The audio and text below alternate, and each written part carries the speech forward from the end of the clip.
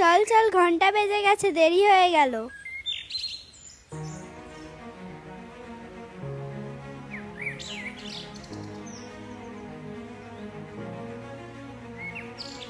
কি রে, স্কুলে যাচ্ছিস নাকি?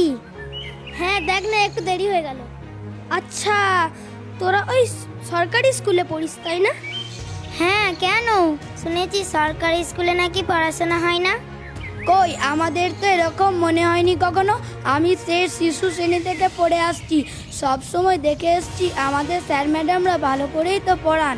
আচ্ছা তোরাই বল, তোদের স্কুলে পড়তে অনেক টাকা লাগে না? হ্যাঁ লাগে তো, প্রত্যেক মাসে অনেক টাকা লাগে। তোদের ব্যাগ, বই, জুতো, ইউনিফর্ম, প্রতি মাসের ফিস শুধু টাকা টাকা টাকা।